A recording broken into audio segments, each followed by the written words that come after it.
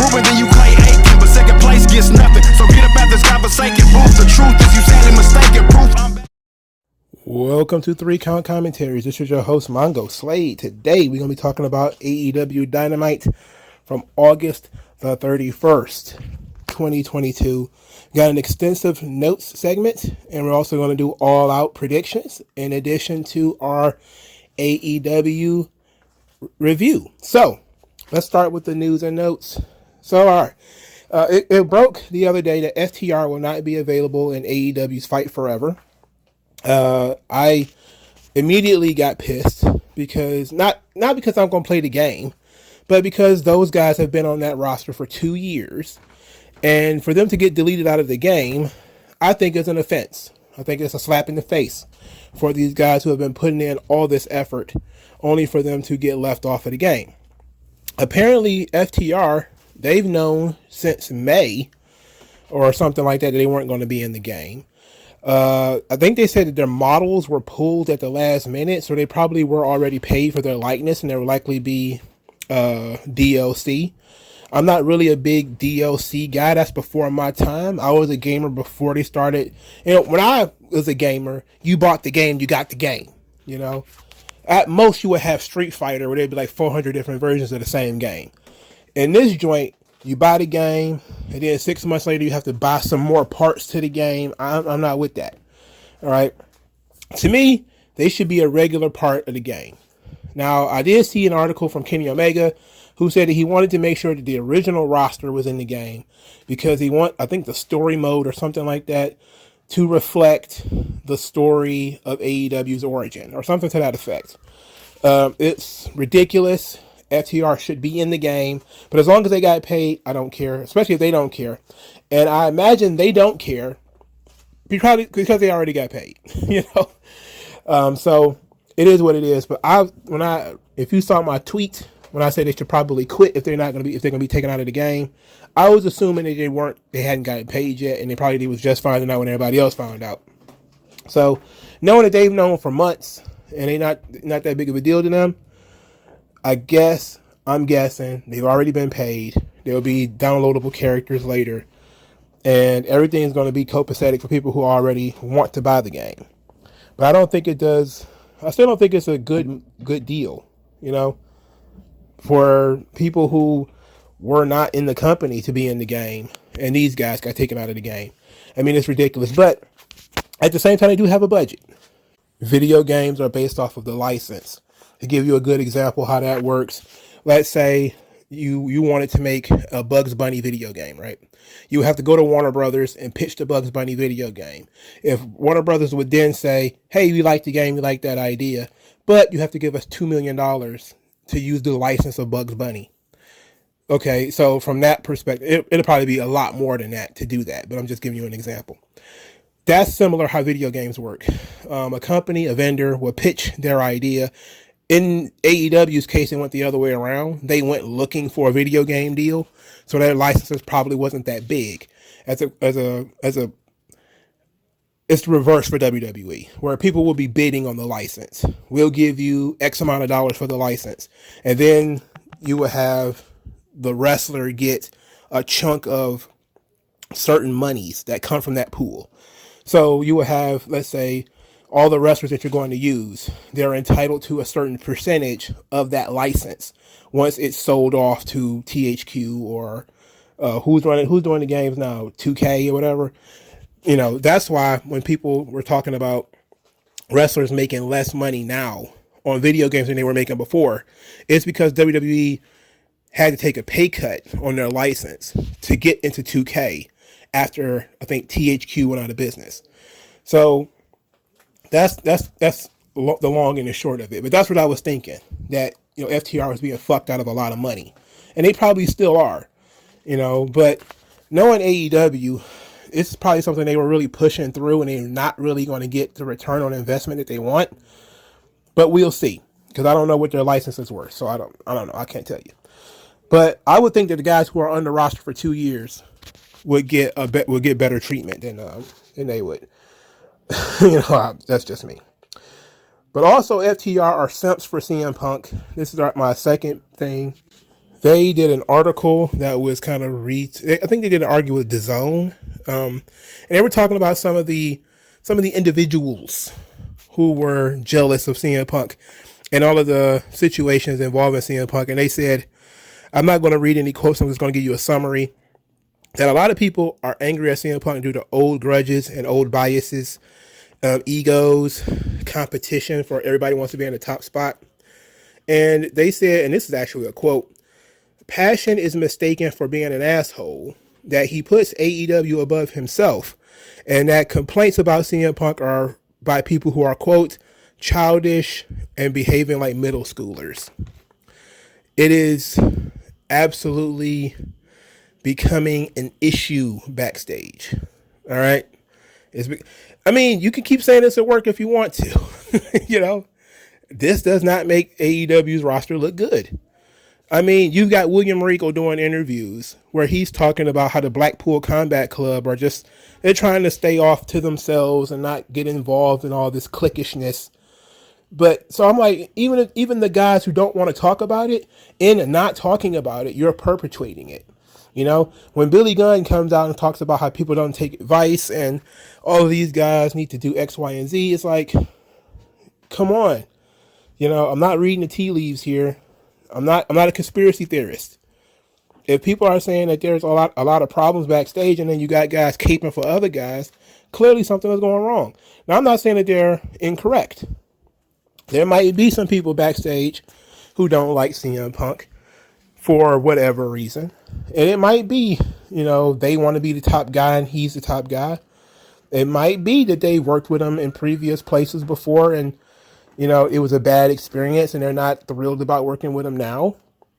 You know, it could be anything. And FTR are the kind of guys who would, you know, take up the fight and go personal with it. I mean, they kind of went at the Young Bucks earlier. What was this? Maybe was it June? Maybe July? When they went after Meltzer and said that Meltzer needs to get both sides of the story when it comes to them not working with the Young Bucks at All Out. So there was a lot of stuff going on. And there seems to be a lot of cliques forming backstage in AEW.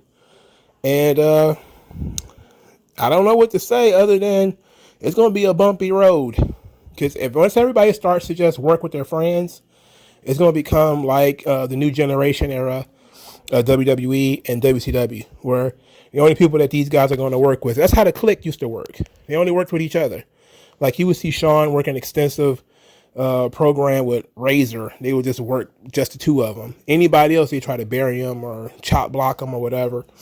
And you're kind of getting that now where the Elite, and for a while it was there with Cody too, because you had the Codyverse where everything revolved around Cody.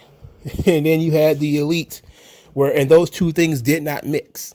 And now you're seeing a similar thing where the one time that the Elite group mixed with the CM Punk group has spawned all of these headaches and all of these problems, like Hangman Page and CM Punk shooting on each other. It's like because those cliques apparently don't work well together.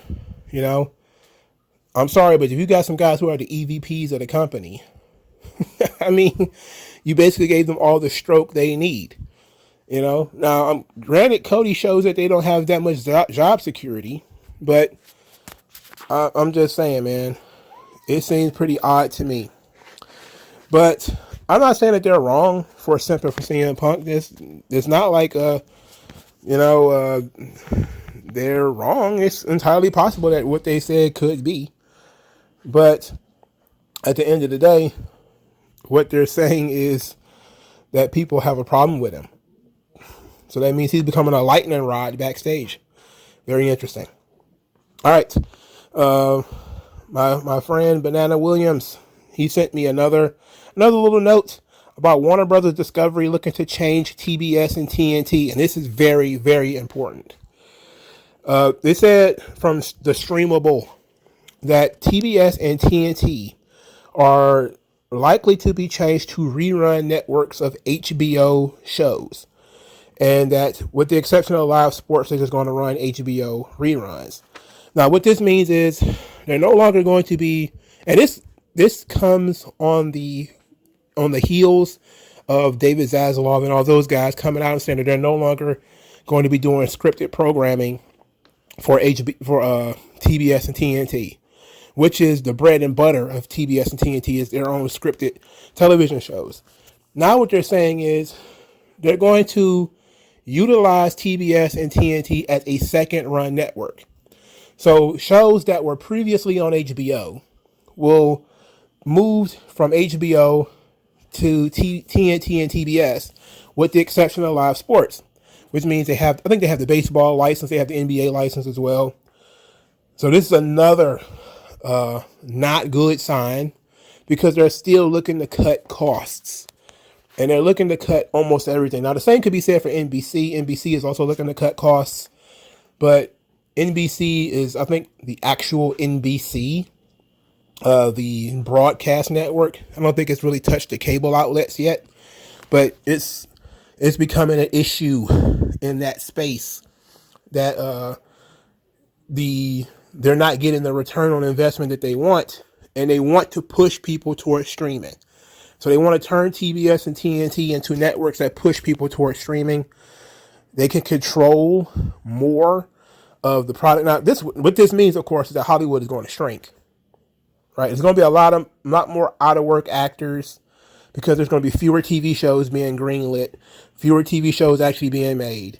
And because of these streaming services, they're going to be there's some people who are probably going to get paid more because their shows are going to go into syndication.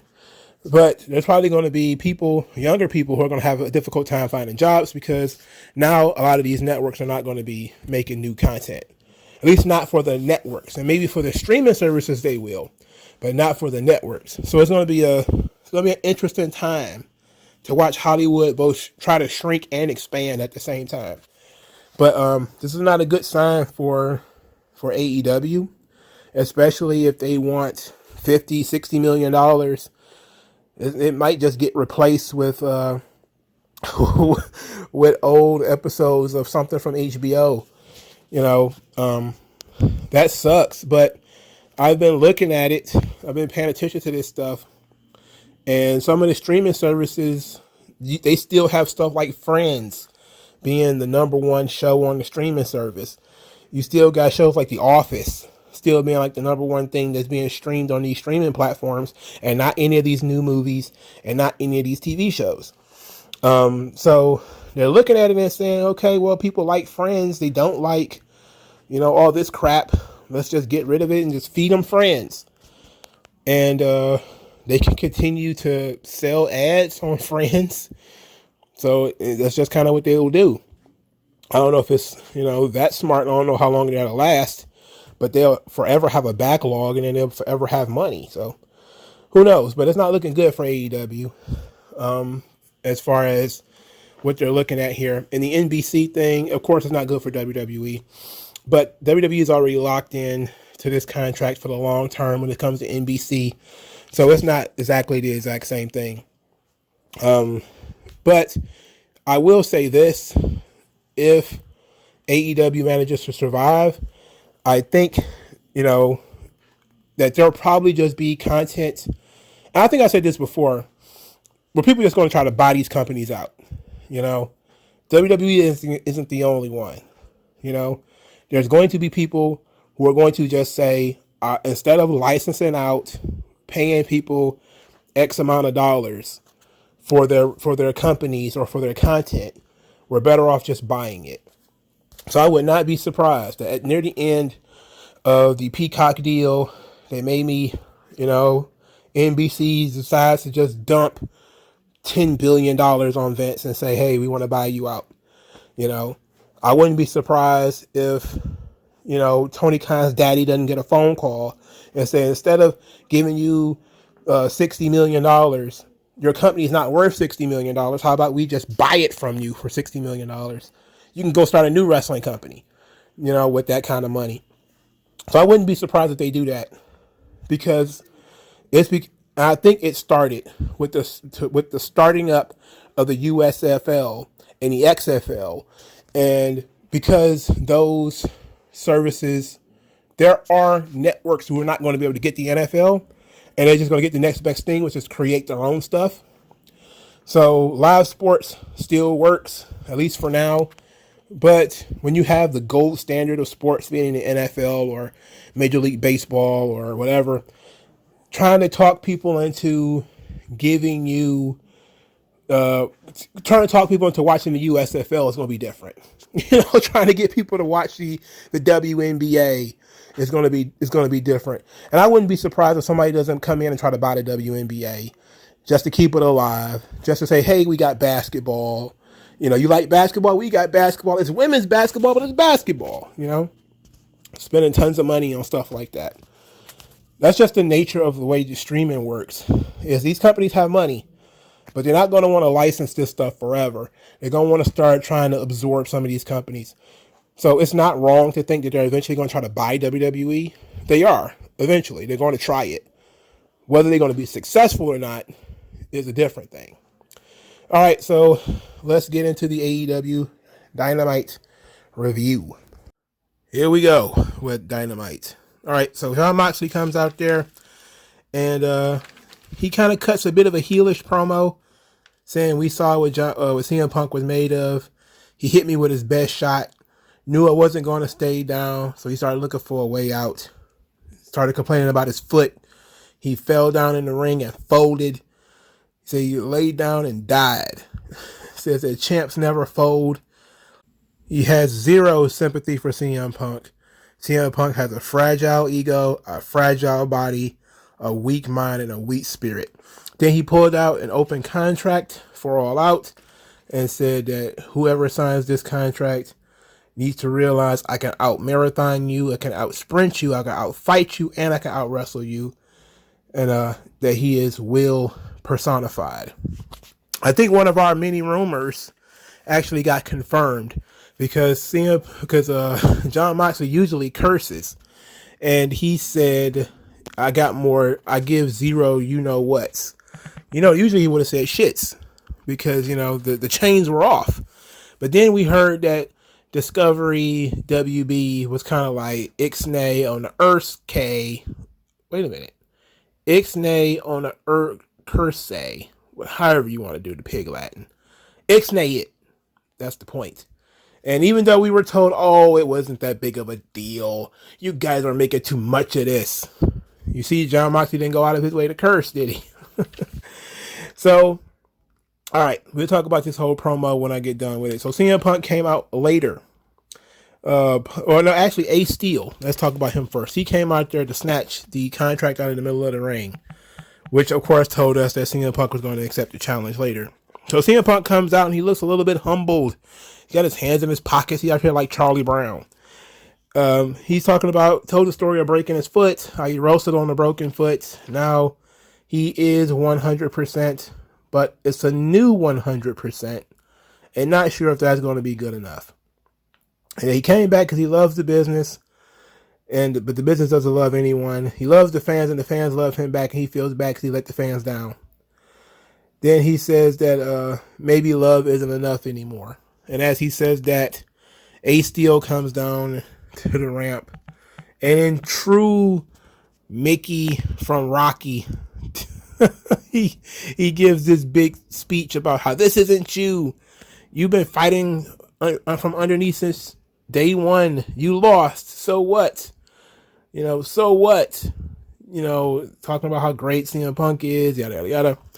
Then he kind of demands that he fight Jon Moxley. You fight Jon Moxley, trying to give him the contract. He riles CM Punk up so much, Punk takes off his jacket, takes the contract, starts going into the crowd and starts saying, I was born blue because I had a cord around my neck. They've been trying to kill me since I was born. There ain't been a man yet that could kill me. And Moxley might be a wild thing, but you ain't wild enough.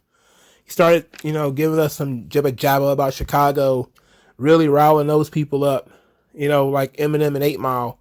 He went out amongst the people, standing in the crowd, letting the people chant around him. Great visual, by the way. And say he will be fighting Jon Moxley. So they pissed all over my predictions already. Spoilers, I've already done my predictions. I'm still going to tack it onto the indie here, but I've already done my predictions. CM Punk versus Jon Moxley. See, doing this match after you just did the 3-minute joint take a lot of nerve. It takes a lot of nerve to do that. So Jon Moxley came back out and said that if that's what CM Punk wants, that's what he's going to get. But if you got one more miracle in you, you better find it fast, because once the bell rings, you're in danger. So they did 3 promos. Moxley did 2. Punk did 1. But his 1 was pretty lengthy. Both of Moxley's promos were pretty lengthy too. Now let's talk about these promos individually. Then the first Moxley promo was very heelish. I liked it. I think it went too long though. I feel like he didn't really have much to say. I did like the stuff that him saying that CM Punk had a fragile ego and a fragile body. I thought that was great. I like the open contract. I actually called that in my predictions. I'm spoiling the predictions already. I'm sorry.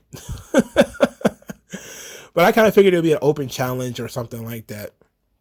I didn't figure Punk was going to answer it though. In any event, that idea is not too bad. CM Punk's promo was good, but I felt like the character arc for CM Punk was truncated. Meaning, this is something you could have done over the course of several weeks. Kind of like when Cody lost, and then he just kind of went off into the weeds, and it took Arn Anderson to go out there and start burning his property and getting in his face and everything. Instead, it decided, you know what? We don't need to do all that. We don't need to put in the actual effort of telling a story. You lost last week. I'm going to give you a pep talk right now. It's going to take all of 90 seconds. And you're going to go from poor, dejected Charlie Brown CM Punk to fired up, I'm ready to fight a speeding train CM Punk. Just like that. And logically, that doesn't make any sense. Logically, it doesn't make any sense. But, I mean, what can you say? They're Dragon Balling this shit. Like you go from 0 to 200 in Dragon Ball, you go from 0 to 200 in wrestling. There's no conception of the drama of watching things unfold. Maybe CM Punk still testing the foot, or it being a psychological thing. That would have been nice. That's what I thought they were going for here, and that's kind of what they were going for in the early part of CM Punk's promo, where he was saying, I was medically cleared. I have all of these bones and screws or whatever in my foot. He fat shamed some guy, by the way. I wonder how many people are really going to mention that he fat shamed somebody.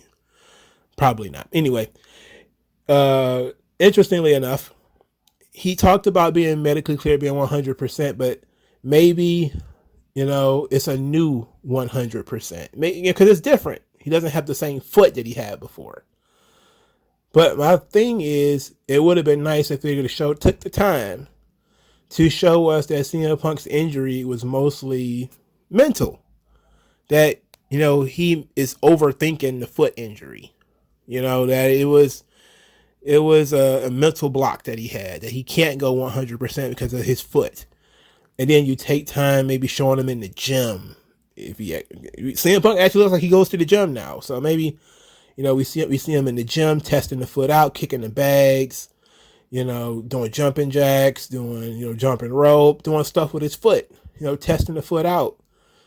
And, maybe even working a match or two where he could throw kicks and stuff like that. This is a storyline you could have stretched out over a month. It would have been nice to do it that way, especially if you're going to go with CM Punk is having a mental block.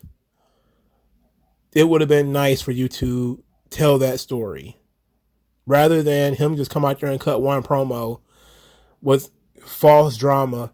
Maybe love just isn't enough anymore. And then all of a sudden Ace Steel comes in with piss and vinegar, and all of a sudden CM Punk is like, yeah, you're right. And I'm like, oh, come on. I'm not actually angry that they actually decided to do CM Punk versus Jon Moxley again. I'm not upset about that because I kind of figured that would be the case, but I was hoping that they would switch it up, but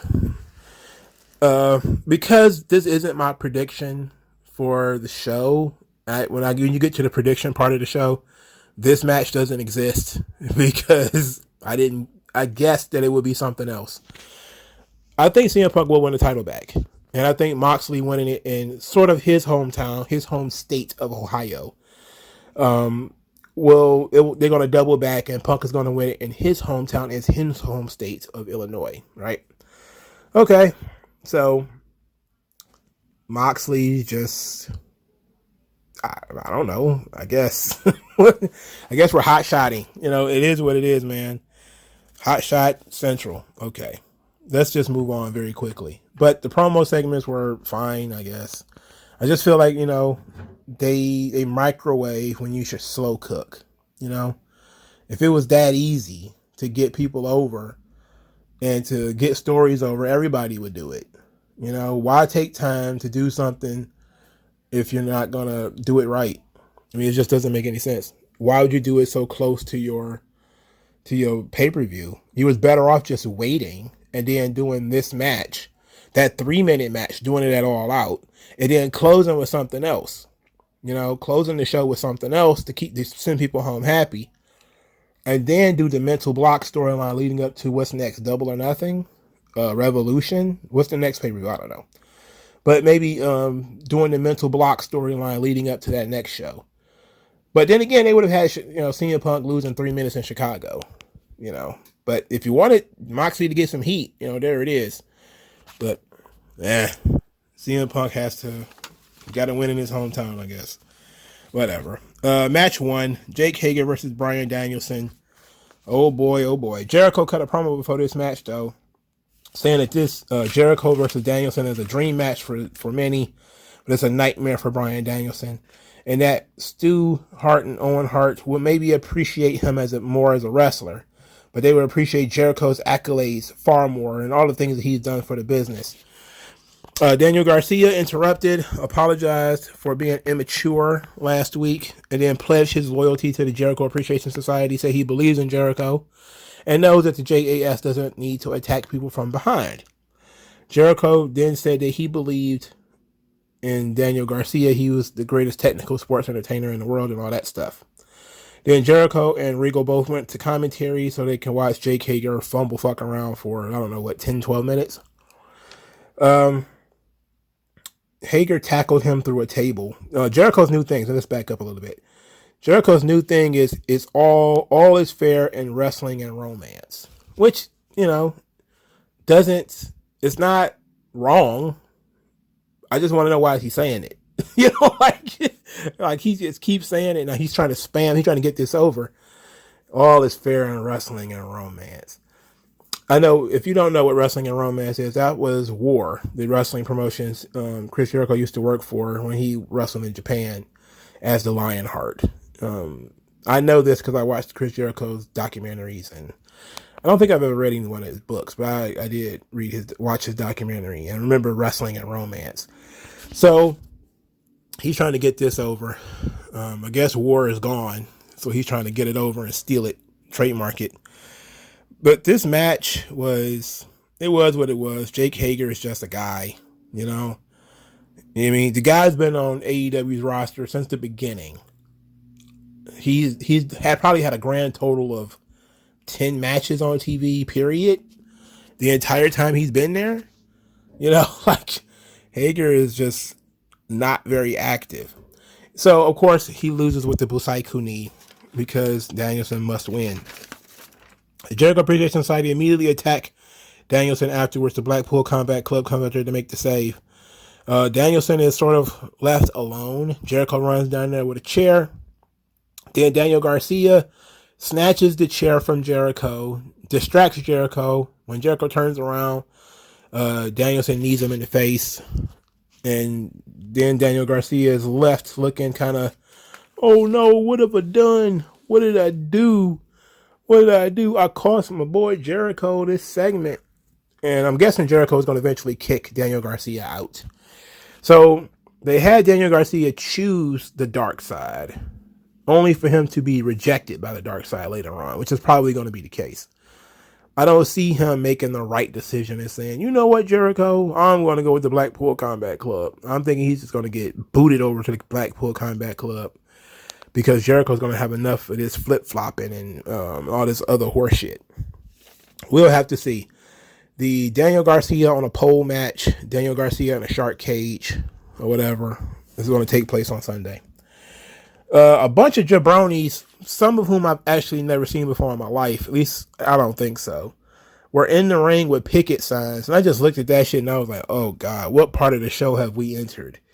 They call themselves the Wingmen. I just recognized Dolph Ziggler's little brother because he was the one talking.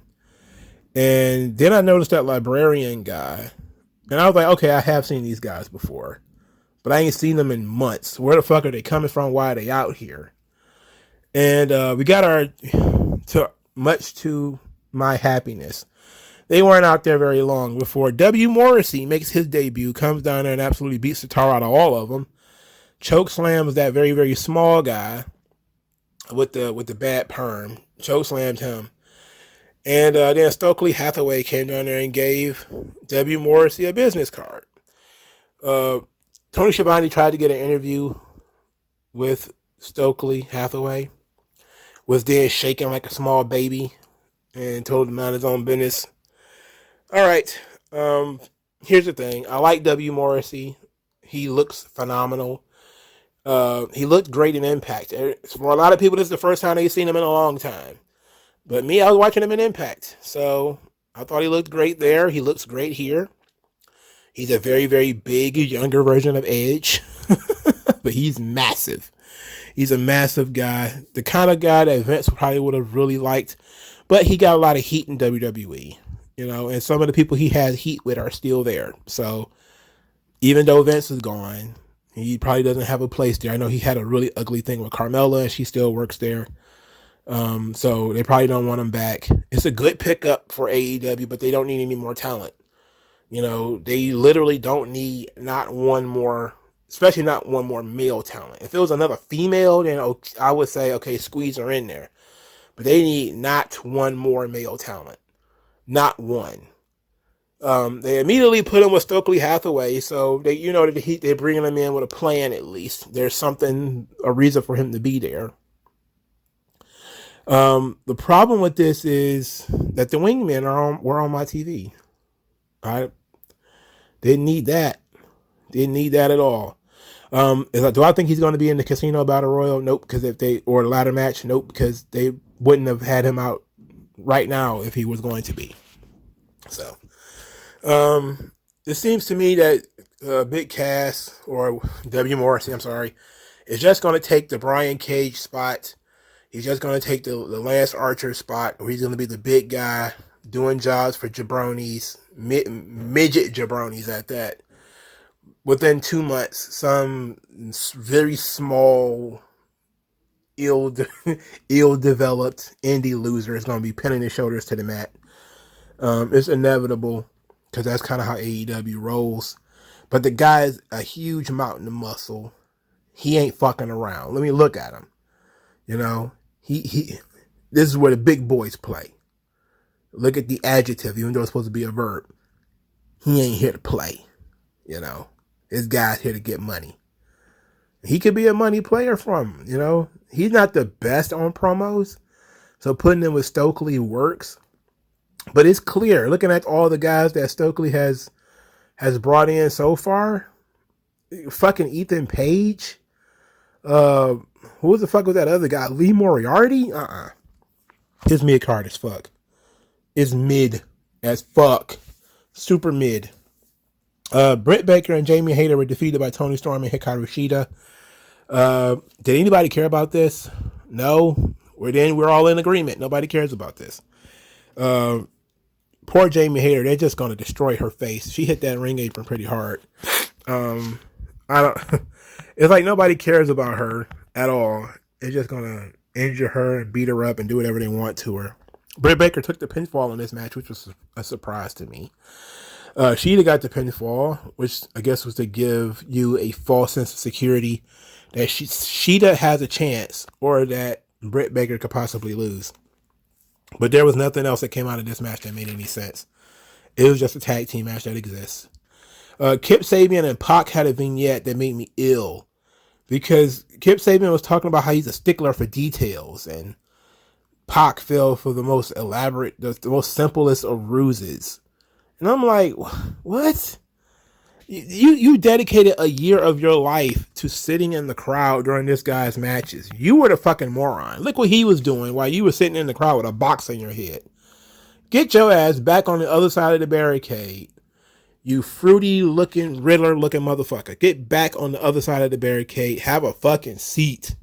And shut your face. What the... Who asked for Kip Sabian back? Anyway, Pac says that if he wants it, he can come and get it. It's the All Atlantic Championship, which I honestly forgot existed. I forgot this belt even. And they have done nothing with it, bro. And here's the thing. Now that they've reminded me that it exists, the fucking belt is going to be on the goddamn pre-show of All Out and not on the main card. They dedicated a year of time to build up Pac versus Kip Sabian to put it on the pre-show of the pay-per-view. What? The pre-show of the pay-per-view. This match, if it was a year in the making, has more build than most of the matches on the show. What? Yes, that is indeed true. If they really spent a year building this up, they've been building it up for a year. That's nonsense. Why would you spend a year of your life on Kip Sabian? I mean, sit down, go sit in the corner and come up with something to fully explain spending a year of your life on Kip Sabian. Miro cut a promo. It was excellent. Darby came in and I don't know, he just kind of ruined Miro's flow. Miro was talking about God being scared and how God's fear shook three heads in hell or something like that. And God has made a pact with the devil to stand against him. Just real, guy on the corner ranting about God stuff. It was excellent. Darby says some shit about Malachi needing Brody and Buddy, but they don't need him. And that even though Miro wasn't there for him when he needed him, when he got beat up by the House of Black, enemy of my enemy is my friend. And Sting was just there because Sting kind of doesn't want to get fired or fined or anything. So he just shows up. It's showtime! Woo! And that's it. That's all he does. We didn't hear from the House of Black because, well, they did jobs for the Dark Order. And let's just be honest, man. I didn't think this match was going to happen, so it's not on my predictions either. So it's Miro, Darby Allin, and Sting versus the House of Black. I don't care who wins, but my guess is that Miro and his crew are going to win because the House of Black lost to the Dark Order. Malachi himself got beat by a member of the Dark Order. I don't care if it was a distraction roll-up. This guy has not been... He has not had enough momentum for you to do the stuff that they're doing. Also, if you're going to have a Trios Championship match on this show, why do you have another Trios match on this show? There's 3 Trios matches on this show. Why?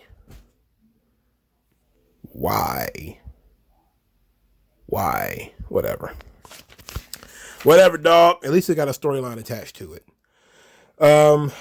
Jungle Boy and Christian. I forgot about these guys. So Jungle Boy and Christian, they have a promo segment. They agreed to no physicality because old man Jim Ross was like, I can't handle it. If you guys get into a fight right here, I cannot handle it. So please agree to no physicality, which they do. So Christian Cage says that this Sunday he's going to prove that Jungle Boy is not in his league and that he hopes Jungle Boy is ready to be a has-been at 25, which was etherous. Jungle Boy then responded with some horse shit about how much he loved Christian, that he's sure Christian loved him. And I was like, get this motherfucker off this screen, man. Like, I was ready to call in the Sandman from Showtime at the Apollo. Like, get this motherfucker off the screen. Get him out of here. You know, I literally tuned out when he started talking about, I loved you, and I thought that you loved me. And I was like, oh, hell no. We beyond that. All right, that's a fine piece of promo for you to use earlier in the feud. But this dude has said some foul shit about your dad. He has said some foul shit about, you know, everybody in your family. He has offended you personally. You know, he tried to crash your head in, all that kind of stuff. We're beyond that point now. We're beyond that whole, I thought we were friends, man. Like, no, hell no. So he tries to close it strong by saying, you're not going to be wrestling Jungle Boy. You're going to be fighting Jack Perry. And I was like, boo this man. Yeah, boo, fuck it. You know, get him out of here, man. Christian was immaculate as usual. I forgot about this feud too. I'm sure Jungle Boy is going to win this match. It would be smart for them to put Jungle Boy over it. But the question is, okay, he wins, then what? He wins, then what? That's my question. Like, I'm trying to figure out. That's why it's hard to do predictions for AEW shows, because it's like, okay, what's the next thing? These guys could just finish up doing what they're doing, and then we don't see either one of them for a month. That's kind of how AEW works. You know, these guys can have the best match on the show, and then either one of them are a focal point for 2 months or something like that. So, I don't know, man. So, the Dark Order, they have a thing going on. They say Preston Vance, number 10, is injured. And so, he has to be taken out of the trios match. But it's okay. Evil Uno, because he's evil, is willing to take the spot. Then, out of nowhere, here comes Andrade El Idolo. Look at me. And he walks over to Preston Vance, who immediately, good body. Hey, look at you. I give you some money. Here, take some money. You come work for me. We took your mask off. We touch your eyebrows, and you know, and Evil Uno. This ain't got nothing to do with him, by the way. Don't want his tubby ass. But Evil Uno takes the money and says, we're Dark Order forever, or some shit. And that we don't want your filthy money. And then tries to put the money back into Andrade's pocket. He touched El Idolo. Like, why would you do that? So immediately he just got beat with a crutch. Which is the right thing to do. The man assaulted you. You know, he put his hands on you, you beat his ass. I mean, it is what it is. Preston Vance, I think that's his name, isn't it? 10. He tried to help. And Jose very slickly pulled a taser on that fool. And you hear the taser crackling. I'm like, wait a minute, what is going on here? And 10 is like, oh no, I don't want that. I don't want those problems.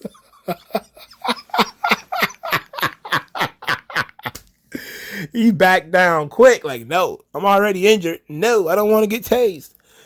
So then they decided that Evil Uno was not medically cleared either. So Alex Reynolds and John Silver had to find another partner, and immediately they found Hangman Page, who volunteered. So Hangman Page is going to lead the Dark Order into the finals to face the Elite, because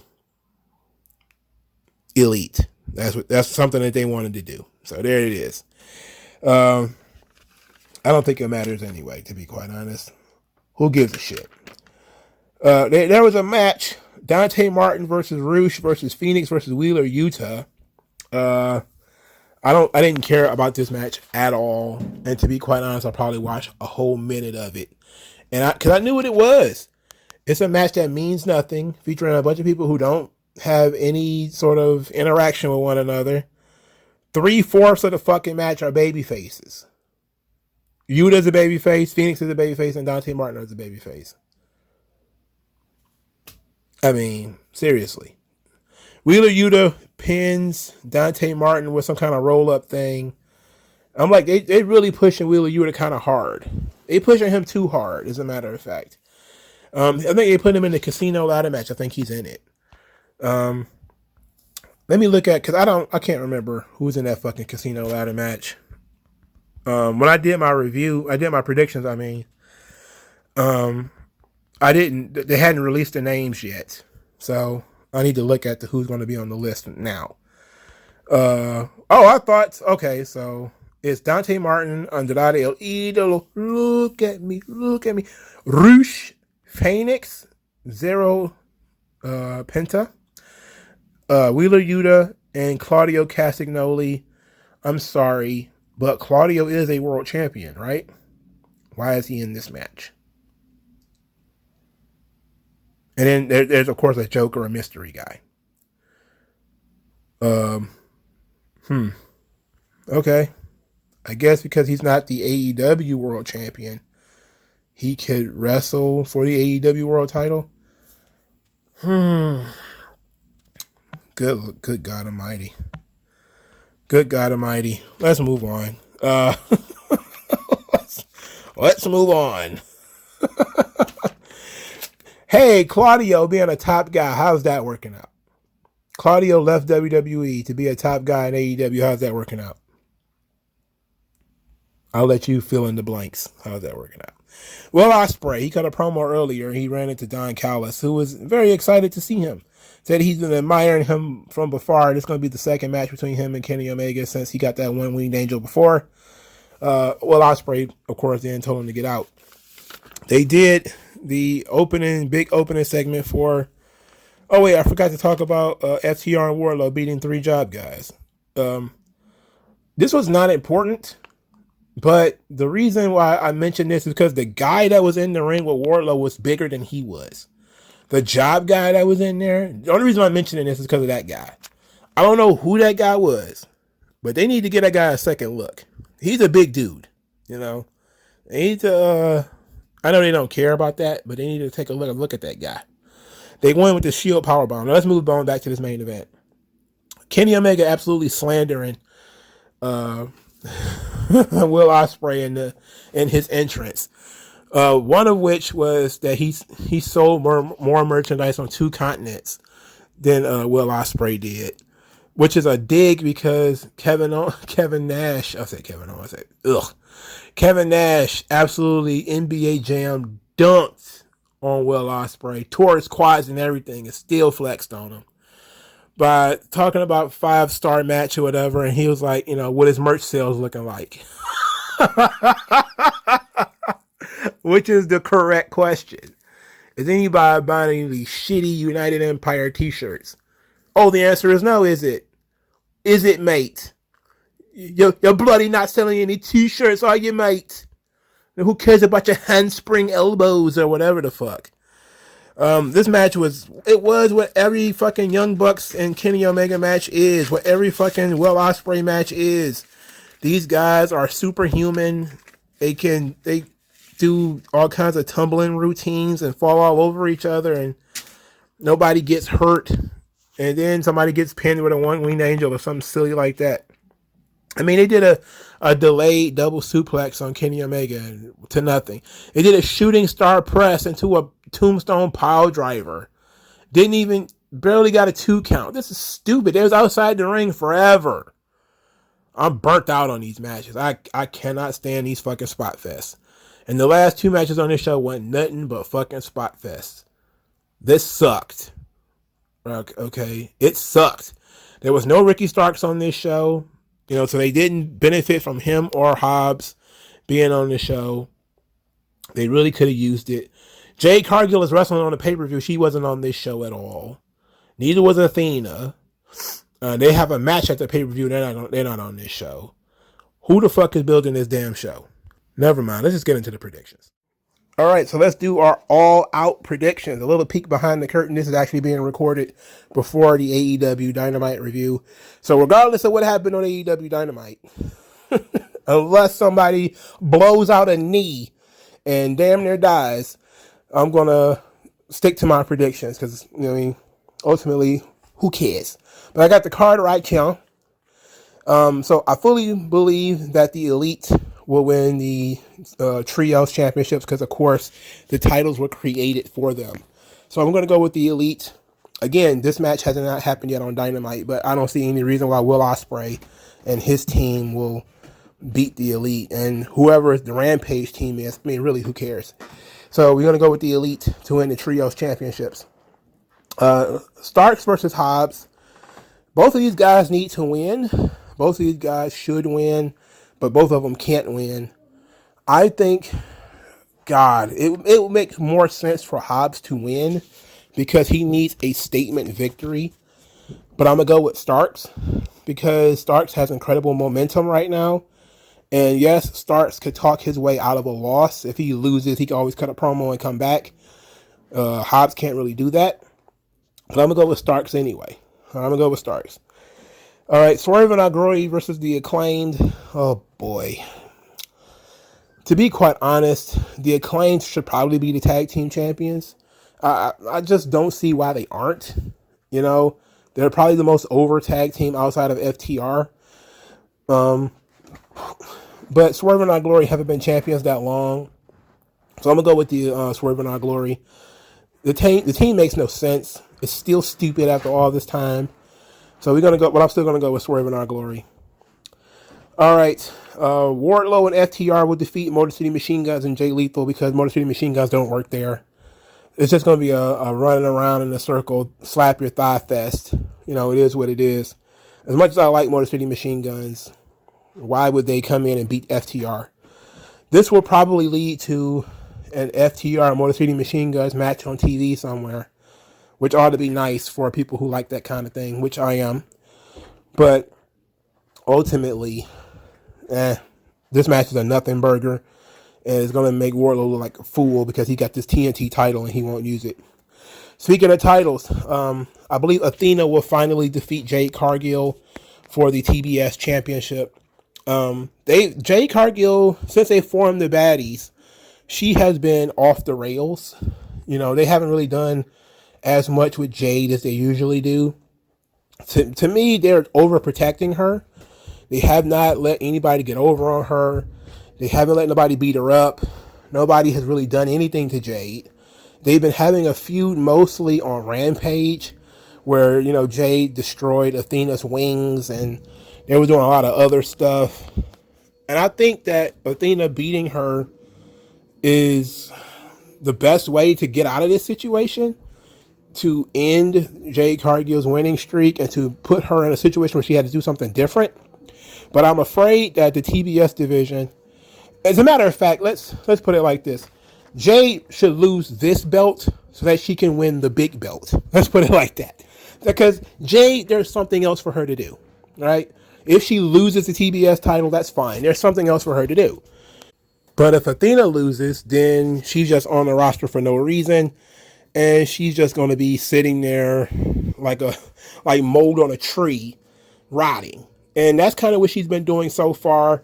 That's kind of what Jade Cargill has been doing so far. They both deserve better. You know, Jade Cargill had some momentum.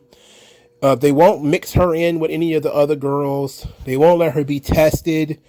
They won't give her, you know, that's the one positive thing I can say about, you know, WWE and the way they booked Rhea Ripley is, sure, they put the belt on Rhea almost immediately when she came up to the main roster, but they also had her lose it to Charlotte as a way to say, all right, you got the push, you got the belts, but there's still some growth to be had. In AEW, they're trying to book Jade Cargill like she's perfect right now because they don't have a plan B. But the plan B should be for her to get beat by Athena, just lose it straight up, maybe lose because of Layla Gray, have Layla Gray cross her the title, and instead of doubling back, we move Jade Cargill up to the main title, and then she starts chasing for that belt. And I think that's probably a better usage for her, and let Athena do something else with this belt. But the way Tony Khan books it, it's probably going to turn out shit either way, so who knows. Speaking of the women's championship, I believe that Toni Storm will win the interim women's title. If you give it back to Britt Baker, I don't know what I'll do if you give it back to Britt Baker. I probably wouldn't do shit but complain, honestly. But again, Toni Storm, winning the title was probably the right decision. Jamie Hayter, I mean, come on. She doesn't have a personality. She's just a body to be in the ring. She shouldn't even be in this match, if we're being honest. As much as everybody else likes Jamie Hayter, she shouldn't be in this match. I could give you probably 12 hours to explain who Jamie Hayter is as a character on this television screen. She's been on this screen for 2 years, and you probably wouldn't be able to tell me anything about Jamie Hayter other than she got a nice booty. And that's probably about it. She's got a nice butt and she hangs out with Britt. What else? Like, can she cut a promo? We don't know. She doesn't really talk. She just kind of stands around, you know? So there's no reason for us to even consider Jamie Hayter. In fact, I'm thinking Hayter might even be in this match just to take the pinfall. Hikaru Shida has some kind of Japanese belt. It's like the Riding Wave Championship or some nonsense like that. Whatever. You know, like, Shida has been getting dogged out. I think she's near the end of her run in AEW, to be quite honest. I like Shida, but her time is past. You know, she got that really long run with the title, but her time is past. So we're gonna go with Toni Storm. All right. Okay. How about that? Okay. The Danielson versus Jericho. I think this one is pretty easy. It's obviously going to be Danielson. Jericho doesn't need to win. To be quite honest, Danielson doesn't need to win either. We're going to have our who gets the custody of Daniel Garcia after this, and I'm guessing it's going to end up being Danielson. He's going to end up joining the Blackpool Combat Club. It's all fine. If you care about Daniel Garcia, good for you. You deserve all the claps and pats on the back, pats on the head, and the hugs that you want out of life. I couldn't give a shit less about Daniel Garcia. I do not care about Daniel Garcia. So ultimately, I'm just in it to see Jericho versus Danielson because I haven't seen these guys work against each other in a long time. So far, this is looking like it'll probably be the main event of the show because there's probably going to be some kind of probably some shenanigans, maybe an open challenge. Maybe the winner of the casino ladder match would challenge for the title the same night, which I'm thinking is likely going to be the decision that they make. And I'm going to go with the winner of the casino ladder match without even knowing who's in it. I'm going to go with MJF. I think that this whole thing was just a ploy to bring MJF back. And considering they did it before with Hangman Page, where they brought him back just to give the title to him, I think, at the next pay-per-view. They're going to bring MJF back, slot him right in the casino ladder match. He's going to win that match and then win the title later that same night. I'm going to go with the Money in the Bank thing. He's going to call it out, and he's going to get that shot that same night. And he's going to win the title. And everybody's going to pretend that they're happy and that this matters. But in reality, it's just going to be a way to get CM Punk and MJF back feuding again because it was the only way that this show was going to draw. I would definitely be surprised if MJF is not in this match. I expect him to be in this match. Okay. I'm going to be kind of shitty if the winner is like Brian Cage or fucking Lance Archer or something, which with my luck, it'll probably be. It'll probably be like the winner's fucking Leo Rush or some shit. Anyway, so those are my predictions. I'm predicting that Jon Moxley will either have an open challenge at All Out, or he will be challenged immediately by the winner of the casino ladder match, which will likely be MJF. I believe Danielson will defeat Jericho. Toni Storm will win the women's championship. Wardlow and FTR will defeat Motor City Machine Guns and Jay Lethal. Swerve and Our Glory will maintain the tag team championships. Ricky Starks will defeat Powerhouse Hobbs. Athena will win the TBS championship. And there was another match, but I forgot already. It seemed to be... Oh, yeah, the Trios title. The Elite will win the Trios championships. So, let me know what you guys think. Like, share, subscribe. Thank you guys for your time, and I'll talk to you guys later. Peace.